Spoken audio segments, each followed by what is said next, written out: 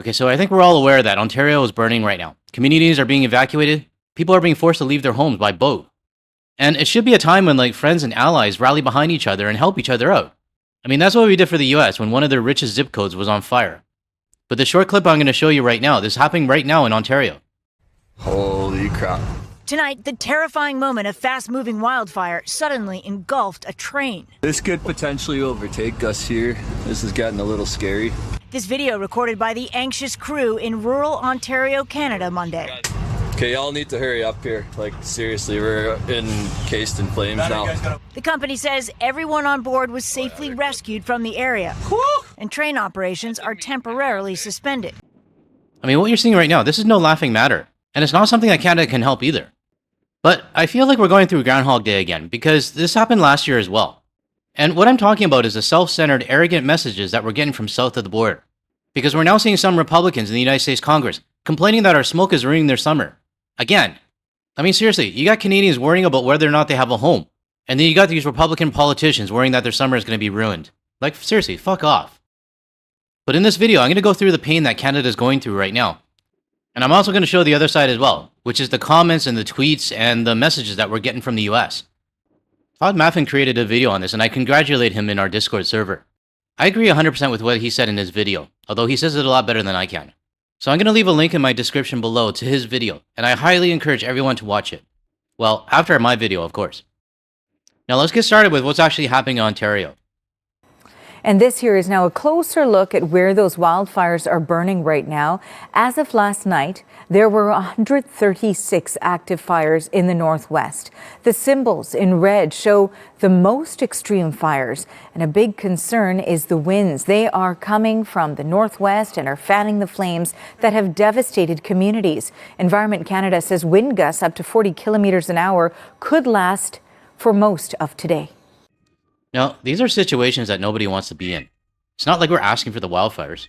But these are natural disasters that are happening because, like, the earth is getting hotter. And I mean, it's not like Canada's not doing anything. And what I think the United States doesn't understand is how big Canada actually is. Now, one First Nation north of Thunder Bay has been completely destroyed by those fires. The CBC's Sheehan Desjardins is in the city at a hotel housing evacuees, and she has more on the impact on the community. A very smoky day here in Thunder Bay. Environment Canada says the smoke from the wildfires is causing poor air quality. The air is thick. There's ash in the sky. The sun is essentially this blood orange color. Now, Thunder Bay isn't under an evacuation order, but people have been urged to pack a 72-hour bag just in case they do need to leave quickly. But right now, the city is kind of serving essentially as an evacuation hub for those communities that have had to evacuate. There's more than half a dozen of them, most of them up north. We're talking about some Indigenous communities, some rural communities as well. I'm really trying my best right now not to blow up on the US Congress members that are complaining, because I want to give the story of Canada first, but it's really tough. But don't worry, I am going to blow up on the congressman later, so stick around for that. But what's more important to me right now is that these communities are safe, and that everybody gets out without harm. But I'm not going to pretend to know what these Canadians are going through, because I don't. And I do feel for every Canadian that's lost their home and community. And I am thinking of ways that the GTL community can help out. I have a few ideas in mind, so I'll keep everyone posted. Now, those evacuees are spread out in hotels in the city. Some are staying at the university, others are staying in RVs. We did have a chance to speak briefly with some who had evacuated. We caught up with them last night. They told us they don't know how long they're going to be here, but they're really hoping for the best for their communities, keeping their fingers crossed. And there's other places in the region as well that are on alert and told to be ready to leave if they do have to go. Right now, there are roughly 150 wildfires burning in Ontario, and we're hoping for updates throughout the day about the efforts to contain them. We do know that last night, the Prime Minister posted on social media saying our government is in close contact with provincial, municipal, and Indigenous partners and stands ready to provide additional support as needed. And we've just heard the province has issued a formal request to the federal government for assistance, which could include the deployment of Canadian Armed Forces. Now, like I said earlier, it's not like Canada is just sitting around doing nothing. But situations like this, they escalate really fast. And the more I'm actually reading about this right now, it looks like this year's wildfire season is going to be worse than last year's. I'm not discounting what happened in Manitoba last year. I'm just emphasizing how much worse it's going to be. But I want to show a quick clip from this global report. And they talk about the 10-year average when it comes to wildfires already being broken. Well, frankly, it's a situation that seems to be getting out of control. In terms of the number of fires we've seen, we've already broken the 10-year average, and there's been about 130 more compared to the entirety of last year. The Northwest here is getting the brunt of the blazes.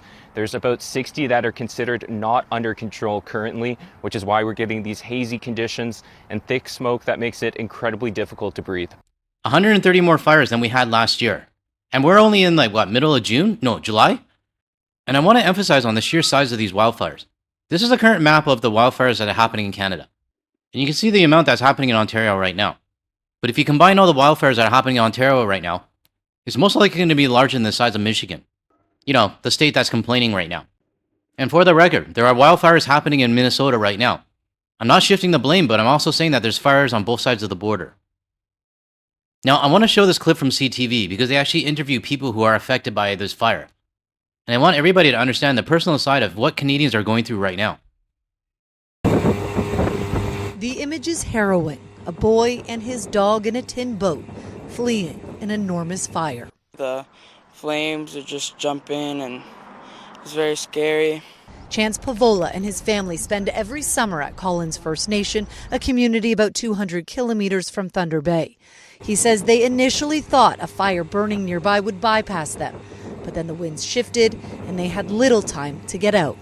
I was still in disbelief. I couldn't believe that the fire was burning right in Collins. Now, I'm not a Canadian that grew up in rural Canada. I'm a Canadian that's born and raised in Vancouver, in the city. But I'm not afraid to admit it's heartbreaking seeing that the boy had to flee by a boat. But these are real stories of our fellow Canadians and what they have to do to stay safe. But obviously, none of this really matters to the Republican assholes who say that we're ruining their summer. And it was just scary knowing that people could have been left behind. The chief of Collins First Nation says every member of her community is a hero. Everyone escaped and no one was seriously injured. It was just a matter of minutes before my members would have died. And, even during that whole time, there was no help. We had no help. They had no help, and they had to do it on their own, and they did. Thousands of people in Northwest Ontario have been forced from their homes due to fast-moving wildfires. Many more have been told to be ready to leave as strong winds threaten to make an already terrible situation worse. So this is what Canada is going through right now when it comes to the wildfires. It's not just Canada, sitting back, waiting for the fires to die out on their own. We actually have communities that are being burned down. People being displaced from their home. It's a state of emergency, just like what happened in Los Angeles last year. And while a situation like this, it should be a time where your allies and your friends come together to help out. It's like if your neighbor's house is on fire, you're going to do what you can. You're going to call 911. You're going to try to see if you can get everybody out. You're just going to help. But instead, it's another Groundhog Day situation, same thing as last year. And Republicans just across the border are basically saying that they're fed up with their wildfires. And let me read this out from the CBC article. This is the third consecutive year we've had to write to Canadian officials about a crisis that Canada has the tools to prevent and has chosen not to. Write the four Michigan Republicans, John James, Jack Berman, John Molinaire, and Lisa McLean, in a letter dated Wednesday. I've included pictures of these clowns for everyone to see their face. Our hospitals are once again treating children, dialysis patients, and older residents of the effects of the smoke that did not originate anywhere near them. The Republican lawmakers say they are done accepting apologies in place of action and float the idea of taking cross-border fire preventions into U.S. hands. Sovereignty comes with a responsibility. Yeah, that's ironic coming from you. And the responsibility to prevent foreseeable disasters from crossing into the other country's airspace has not been met, they wrote. Our constituents are breathing in the consequences of this failure right now, and they deserve to be better told. And they deserve better than be told again that it will be handled. I don't know about everybody watching this video right now, but when someone says sovereignty comes with responsibility and is coming from the United States, to me that's like a big what the fuck, and they should be looking at themselves in the mirror. But do you want to know what else is a bigger what the fuck? There's actually somebody else in the Republican Party that has a more sense of reality than these people. And that person is Pete Hoekstra. Pete fucking Hoekstra. And I feel disgusting saying this, but Pete Hoekstra actually has a better sense of working together than these 4 congressmen that wrote the letter. Let me read out what Pete Hoekstra said. Wildfire challenge knows no border, Hoekstra. The letter's tone strikes a direct contrast with the far more better collaborative way that U.S. Ambassador Pete Hoekstra has described Canada's wildfire situation. This challenge knows no border, said Hoekstra, who hails from Michigan, in a statement on Wednesday. This is a shared challenge, and it demands a shared response. I commend the outstanding cooperation between the United States and Canada as we confront these fires together. Our 2 governments are monitoring and sharing information in real time, coordination that reflects our partnership at its best. Oh my God, I don't know, I can't believe I'm going to say this, but thank you, Pete Hoekstra, for having a level head on this. Oh, I can't believe I said that. But I have to give credit where it's due. Because obviously, these 4 Republicans, they're only thinking about themselves. And you know when people say that, like, the first impression is everything? I mean, this is the first time I've ever seen these senators. I really don't give a shit about them. But just my first impression by looking at them, they look like a bunch of snakes. And I'm not surprised by the response from them. And it doesn't end here with these 4 Republican, whatever they are. Senator Bernie Moreno of Ohio is going to, create a bill to sanction Canada. And let me read this part out for you. Another Republican blaming Canada is Senator Bernie Moreno of Ohio. Reacting to a social media post about the air quality in Cleveland, Moreno wrote, I'll be introducing a bill next week to sanction Canada and the responsible Canadian government officials for this atrocity. Moreno did not specify what sort of sanction he has in mind.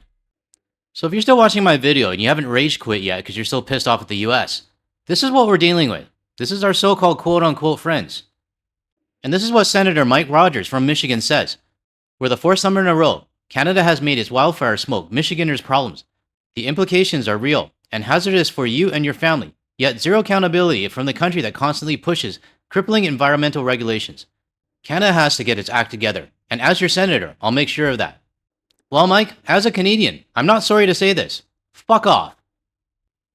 And I want to show you this Lisa McLean hag's post on X. Michiganders shouldn't have to breathe in Canada's negligence. Year after year, the smoke crossed the border while Canada does nothing. Stop exporting your smoke into our skies. Enough is enough. I don't know who this person watcher from Canada is, but I love their response. Well, fuck off with that Canada negligence bullshit, Karen. Your state has been huffing Detroit exhaust and Flint water for decades and never said a word. But one summer a tree's burning and suddenly we're the villains? Go yell at the fucking wind, you fragile little bitch. Here's the next response to her. The most idiotic self-centered comment. When California was burning, who was there? Canada, you dumb bitch. People are losing everything, and this is what you have to say? Go fuck yourself. This next one's a good one as well. You're an elected politician. As a reasonably educated person, you ought to know that Canada is not in control of where the smoke goes. For fuck's sakes, be informed. And this person posts information about the jet stream, which I'm pretty sure they don't know what it means. Here's the next one. When Michigan and Ontario were hit with disastrous tornadoes and storms that came from the US Midwest, Canada did not complain or threaten the US. Instead, they sent hundreds of hydro crews to Michigan to get the lights back on. That's what friends do. And we also didn't blame the United States for the tornadoes as well. This one's a good one. While dumb Republicans are demanding to speak to the manager of the Canadian Forest Rakers, they should know that Canada has 912 million acres of forest land. 70% is inaccessible by humans. Only nature can manage it. I'm guessing they expect us to rake like the 912 million acres, because I mean, that's what Taco Tuesday said. You gotta rake the ground and then there won't be any forest fires. Fucking Republicans. Yeah, I'm gonna be swearing in this one. I mean, I think I'm fed up. I think we all are, and this is just more fuel to the fire on like why we are boycotting their stupid ass country. So if I'm being a little bit too emotional for you, maybe you just click on the next video. But my country's being attacked by a bunch of idiots, and I'm not gonna just sit here and like take it. I have a few more comments and I'm gonna give my thoughts on this whole thing. Why is it always Republicans who whine about this? Instead of complaining, why don't you send help like Canada sends to the US when you have fires and natural disasters? Very good point. And that's what I want to talk about in a minute. Let me get through this last one. Are you stupid? What the hell is wrong with you, Yanks? You get a pedophile for a leader. You have a heartless mega goals running the country. And you blithering idiots become the evil bastards of the world that everyone hates. Do you even flipping know how big our forests are? You know what? Just grab a fucking rake and help us manage them. Start right in the grizzly bear country. Good luck. See you in a few thousand years if you survive. So, what's everyone's thoughts on this? I mean, I made a previous walk and talk video, and, you know, the first one I actually talked about this. And I said in the first one that because of what they did last year when we had the wildfires in Manitoba, we shouldn't help them. And I actually felt bad for that. I felt bad for saying that because when people are in need, I just want to help. I mean, I think that's what Canadians want to do. So I created a second video retracting my statement, saying that when push comes to shove, and when people are in need, we should help. But when you see shit like this, I really have to ask myself, when is the point when I actually give up on the United States? And I'm not talking about any others. I mean, many of you watching right now have given up a long time ago. But for me, like I said, I felt bad saying that I wouldn't help them. It's just me as a person. I mean, I don't want to see people in trouble. But I'm going to say it right now. I think this is my breaking point. And if another 9/11 happens, if another forest fire happens and their richest zip code goes up in flames, I won't disagree if Canada doesn't do anything. I know many are going to be like, it's a Canadian thing to do. We always have to help no matter what. Well, should you really be helping somebody out if they're constantly abusing you? If they're constantly gaslighting you and blaming everything on you? And making you out to be the bad guy? I know there's multiple layers to this, because not everybody in the United States agrees with these two idiots on the screen right now.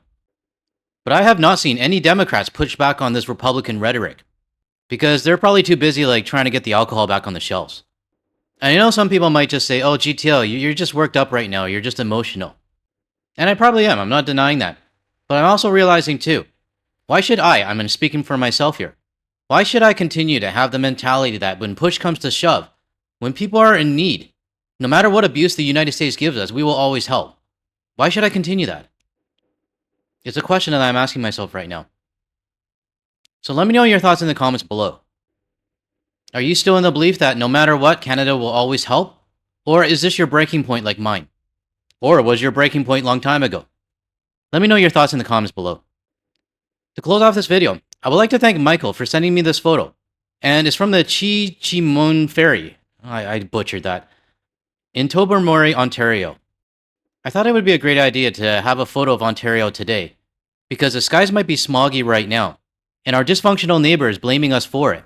But in the end, our skies will clear up, and the United States, they'll be exactly who they are. So thank you, Michael, for sending this over. Alright everyone, I think I'm done with this video, and I do apologize for the amount of cursing. It was more than I really wanted to. If you found any value in anything I said today, or you want to hear more from a Canadian and international perspective, without the US media bullshit, make sure you hit that like and subscribe button below. That way you'll be notified of my future videos. And don't forget to hit the bell icon and select all as well. Now if you want to see more of my videos, check out the ones that are going to show up on your screen shortly. Thanks everyone, I'll catch you in the next one.